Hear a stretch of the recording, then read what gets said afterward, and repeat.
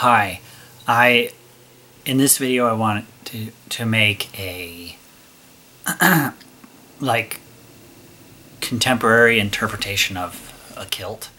I've made a few kilts in the past where I tried to act in the spirit of the earliest tailored kilts that were more about function and daily wear than aesthetics.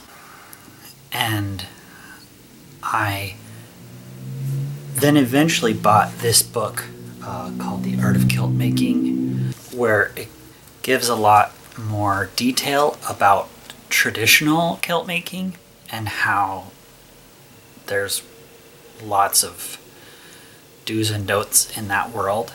And I do plan to try to make one, or hopefully a lot of kilts in a more traditional way. But for this one, I want to try to make kind of a lightweight kilt that's not like, I don't know if you're aware of like utility style kilts. They usually have pockets on the side and there's less fabric, and they're not made out of the traditional wool fabrics and things like that. But any kilt, as far as about any kilt that I know of, uses a front apron and a back apron that overlap. So it wraps around you and then overlaps. And the pleats are in the back. And so with this, I'm going to put some smaller pleats that are sewn so that they don't flop around as much. And, you know, like, I really love the traditional kilt. I love kilts with lots of yardage where the pleats swish when you walk, and I think the tradition is really great, but I also think it's cool to be free to experiment and try different things, and that's what this will be. So please join me on the journey. A traditional kilt comes all the way up to your natural waist. And it has this is a little bit exaggerated, of course, but it has what they call the A-line. I think it's called an A-line. And so this would be where your hip bone is, and your belly button would be like right there. So of course the front apron closes over here on what would be the wearer's right hip. I'm gonna lower it to about here. So this part, I think people call it the drop sometimes. I'm gonna make 20 inches.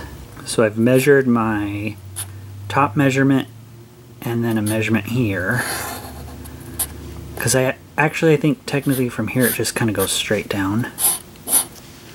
Normally knife pleats are going to look like this, where there's lots of overlap right here, but I'm gonna make mine look like this, and I'm gonna sew them down, and I think I'm gonna sew in a contrasting color fabric right here. I'm trying to figure out how many pleats to put in the back. My hip measurements are 42 inches total and 21 inches along this back area.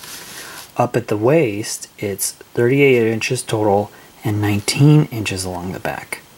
So I often make the mistake at using the waist measurement to figure out how big the pleats are going to be, etc., when I should be using the hip measurement, because that's the widest point. And I like pleats that are somewhere between 1 and 1.5 inch wide, so I'm going to go for 1.5 inches. So I did 21 divided by 1/2, which gave me 14. So that's 14 pleats, and it's nice that it worked out to be a nice even number. I need to find out how much fabric to measure out to make up the back. I know that I want it to, when it is sewn up, to equal 21 inches in length, but I need to account for the extra fabric that is used up in each pleat. I know that I have 14 pleats, and so I need to choose how much fabric goes in here. If I was making a traditional kilt, the amount of fabric added up that goes into the pleats equals yards. But since I'm making mine very shallow, I decided to make the amount of fabric that goes from point A to point B, which is right there, be 1 inch.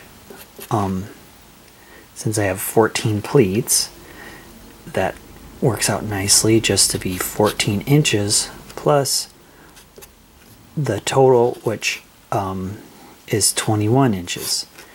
I'm going to make the pleats in the back a parallel rather than tapering.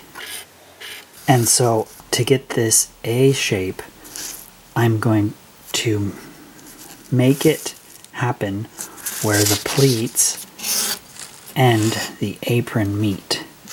So if these are the pleats.